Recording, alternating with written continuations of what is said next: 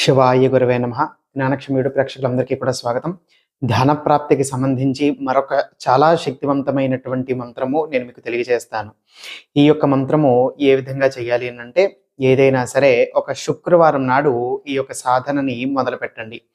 శుచిగా, శుభ్రంగా మొదలుపెడుతున్నటువంటి మొదటి రోజు మాత్రమే తలస్నానం చేయండి.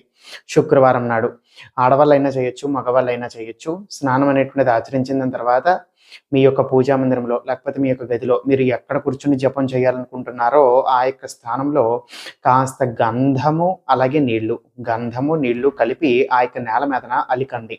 ఆ యొక్క గంధము నీళ్లు నేల మీద అలికిన తర్వాత చక్కగా ఏదైనా కూడా ఒక ఆసనము దాని మీదన వేసుకోండి. దాని మీదన వేసుకొని శుభ్రంగా చక్కగా ఆ యొక్క ఆసనం మీదన కూర్చొని ఏ జపమాలైనా సరే వాడవచ్చు. అయితే ఏ జపమాలైనా సరే వాడి నేను చెప్పబోయేటువంటి మంత్రాన్ని 1008 సార్లు చొప్పున చెయ్యాలి. ఆ విధంగా పూర్తి అయిపోయిన తర్వాత లేచి మీ యొక్క దినచర్య అనేటువంటిది మీరు పూర్తి చేసుకోవచ్చు. అర్థమైంది కదా? ఎటువంటి నియమ నిష్టలు పాటించాల్సినటువంటి అవసరం లేదు.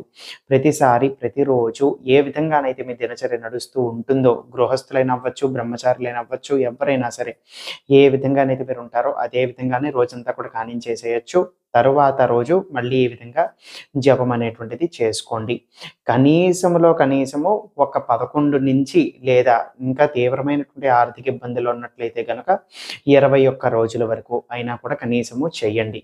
ఈ విధంగా కొంతమంది 40 రోజులు, 41 రోజులు చక్కగా చేసుకునేటువంటి వాళ్ళు కూడా ఉన్నారు.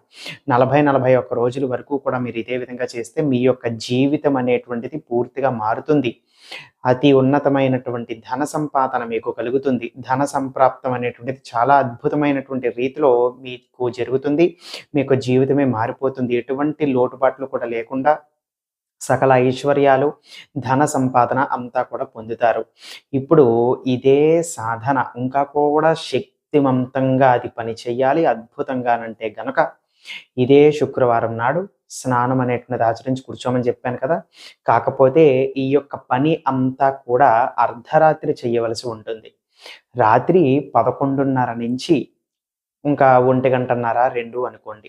ఈ యొక్క ప్రాంతంలో మీరు స్నానం ఆచరించి ఈ విధంగా కూర్చొని ఈ విధంగా చేసుకున్నట్లయితే ఇంకా కూడా అద్భుతమైనటువంటి ప్రయోజనము మీరు చేసుకుంటూ ఉన్నటువంటి 11 రోజుల్లో, 20 రోజుల్లోనే అద్భుతమైనటువంటి ప్రయోజనం అనేటువంటిది కనిపించేస్తూ ఉంటుంది మీకు. అయితే మొదటి రోజు మీరు సంకల్పించుకుంటారు కదా, 21 రోజులు చేస్తాను లేకపోతే 41 రోజులు చేస్తానని. పూర్తయిపోయిన తర్వాత ఎన్ని రోజులైతే మీరు సంకల్పించుకుంటారో ఈ విధంగా చేసుకుంటానని చెప్పి ఆ రోజులు పూర్తయిపోయిన తర్వాత నుంచి రోజుకి కనీసము 108 సార్లు అయినా సరే చెయ్యండి. రోజుకి కనీసము 108 సార్లు అయినా సరే మీరు చేస్తున్నట్లయితే గనక తర్వాత నుంచి మీరు సంకల్పించుకున్న రోజు తర్వాత నుంచి ఆ యొక్క శక్తి పోకుండా ఆ యొక్క ధన ప్రవాహం అంటే ఆ యొక్క ధన సంపాదన అనేటువంటిది ఏమాత్రము కూడా తగ్గకుండా అదే విధంగా మీ యొక్క జీవితము, మీ యొక్క పరిస్థితి అంతా కూడా తాపీగా అదే ట్రాక్‌లో వెళ్తుందనమాట. ఒక్క మెట్టు కూడా కిందకి దిగకుండా. అర్థమైంది కదా? వీలైనంత వరకు 41 రోజుల వరకు చేయటానికి చూడండి.